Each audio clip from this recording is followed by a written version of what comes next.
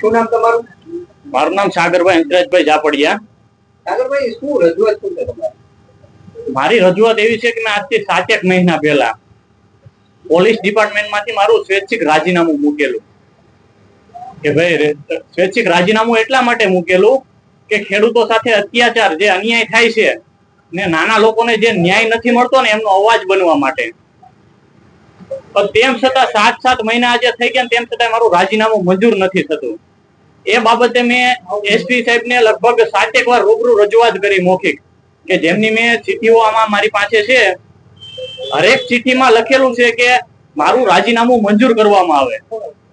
તેમ છતાંય મારું રાજીનામું મંજૂર કરવામાં નથી આવતું, પરંતુ મને ખોટી ધમકીઓ આપવામાં આવે છે. કે જ્યારે મારા પરિવારના સભ્યો જ્યારે એસપી સાહેબને રજૂઆત કરવા માટે આવેલા કે અમારા દીકરાને પોલીસ ડિપાર્ટમેન્ટમાં નોકરી નથી કરવી, એમને સમાજ સેવા કરવી છે, તો આપ સાહેબ એમનું રાજીનામું સ્વીકારી લ્યો. તો ખરેખર મને ન્યાય આપીને મારું રાજીનામું સ્વીકારવું જોઈએ. તો મને ન્યાય આપવાને બદલે એસપી સાહેબ દ્વારા મને એવું કહેવામાં આવ્યું, મારા પરિવારને એવું કહેવામાં આવ્યું કે તમારા દીકરાને કયો ચૂપચાપ નોકરી કરે.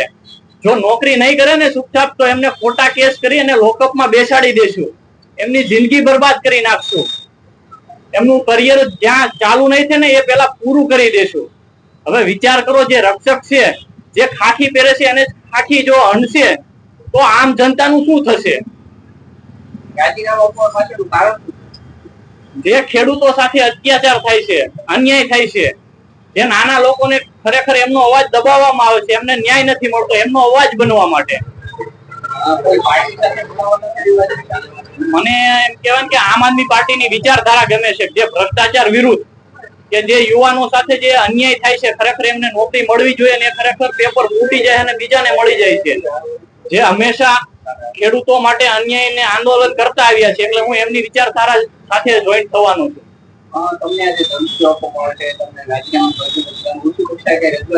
હા, મેં જ્યારે મને ધમકીઓ આપવામાં આવી હતી, મારા પરિવારને જ્યારે ધમકીઓ આપવામાં આવી હતી, ત્યારે મેં રેન્જ આઈજી સાહેબને લેખિત અરજી આપેલી હતી.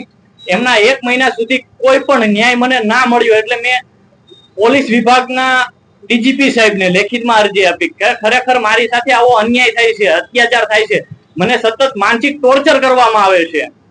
કે એમ કહેવાય ને કે જ્યાં સુધી ખોટી રીતે 100 કિલોમીટર બદલી કરવામાં આવે છે કોઈ પણ કારણોસર 6 મહિનામાં. એ ટોટલ પુરાવા સાથે મેં ડીજીપી સાહેબને, માનવ અધિકાર પંચને અને હોમ ડિપાર્ટમેન્ટમાં લેખિત અરજી આપેલી છે, પણ મને કોઈ પણ જગ્યાએથી ન્યાય નથી મળ્યો. એટલે આજે હું એમ કહેવાય ને કે સૌથી મોટી અદાલત જનતાની અદાલત છે, એટલે હવે હું જનતાની સમક્ષ એમની અદાલતમાં મારો પ્રશ્ન લઈને આવ્યો છું. શું માગણી છે, શું કરવું તમારે?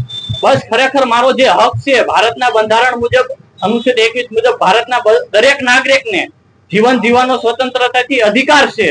તો ખરેખર મને જીવન જીવવાનો અધિકાર છે, તો મારું રાજીનામું, મારે નોકરી નથી કરવી તો મારું રાજીનામું સ્વીકારવામાં આવે, અને મારે સમાજ સેવા કરવી છે તો મને સમાજ સેવા કરવા દેવામાં આવે.